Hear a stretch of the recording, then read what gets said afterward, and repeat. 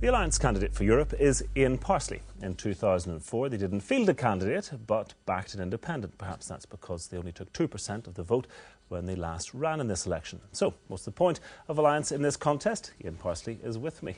You're very welcome. You haven't fielded a candidate in 10 years. What is the point? Well, I think the point has been well illustrated this week by the ongoing expenses issue. And if I may say on that, we approached this election saying it was time for a new type of politics. This week that has been illustrated aptly. It is time to replace, not fundamentally, not just in part, the political system we have and the politicians who operate it. On the expenses issue, I'm a councillor. We publish our expenses every year. As Deputy Mayor, I wouldn't even consider claiming for some of the things I've heard claimed or anything else, because I serve the people who elected me to represent them. That is the task that's before us, and I think people are turning to the Alliance Party and saying, we can trust you with that task. So Alliance likes to cast itself as something different from the other main parties. Do you think that's a reputation that you can stand over when you look at how you've behaved, say, at Stormont? Absolutely. I think we have been the party that, more than any other party, has spoken out in defence of people's interests, caring about people. We've spoken out on the economy. We've been honest enough to say that we need to raise more of our own revenue to look after health and infrastructure and things like that. And I think people are looking for that honesty. We've been honest enough to say there are things we need to do to create more sustainable communities here in Northern Ireland. Again, people are turning to that honesty. OK, but you've styled yourselves as the opposition. It's clear that that is starting to wither away with the prospect, the temptation of power. For instance, you've now started going soft on the DUP and Sinn Féin on key motions because it's clear that Alliance wants to get its mitts on an executive position a la the Justice Ministry. Yeah. Well, if you take the Justice Ministry, what we're being told on the doorsteps about the Justice Ministry, which is a long way away, is that people could trust us with it. Now, whatever the machinations of that are, if they can trust us with a ministry as important as that, they can trust us to represent them in Europe. But do you trust you to do backroom deals on it? I mean, for instance, you mentioned expenses. One of the key issues related to expenses is double jobbing.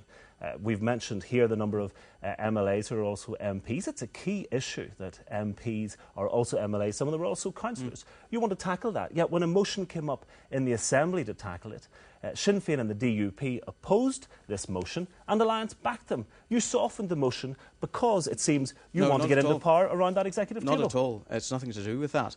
It is simply that the parties themselves should take that stance. It shouldn't be all about the system we have. It should be about politicians' ability to represent the people who elected them. Double jobbing? I mean, for instance, the motion that was put down was very clear. It was said it called on the office of the First and Deputy First Minister to request the UK government to bring forward legislation to prohibit dual mandates. But instead, you didn't back that. You backed an amendment which sent the whole thing into review. Two things, Jim. First of all, we don't have anybody who is in two legislative positions, and we won't have after this election either. But you're happy to let the others continue to do that so long as it gets you into the executive? In 2001, we were the first party that asked most of our MLAs to stand down from council seats, and we didn't run them. Now, the instability kicked in after that. But we were the party that took the lead on this issue. And we believe that as a party, you have to do that. You don't have to rely on the system. If you talk about the expenses issue, it's that what people are entitled to is one thing. But what is value for money for your viewers out there is the real issue. And they expect politicians to adhere to that. Are they entitled to 3 jobs? Because Stephen Farry, who's the man tipped to become the Justice Minister, said in the context of this debate, he said, in the context of the economic downturn, the motion strikes me as an exercise in navel-gazing. So clearly double jobbing isn't an issue that concerns you. I don't know who has tipped Stephen Farry to be Justice Minister, so that's conjecture.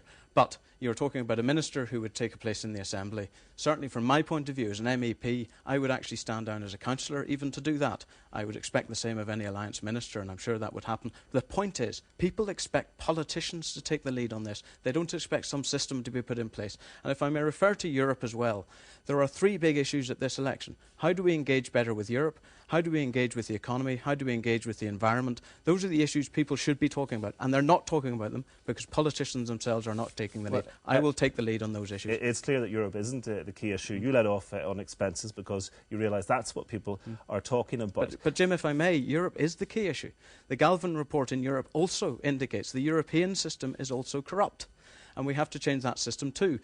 My expenses are published as a councillor. Why are an MEP's expenses not published? So Europe is the issue. People expect this not just from their MPs, but also from their MEPs. One quick answer to a European question then. Are you still pro joining the euro?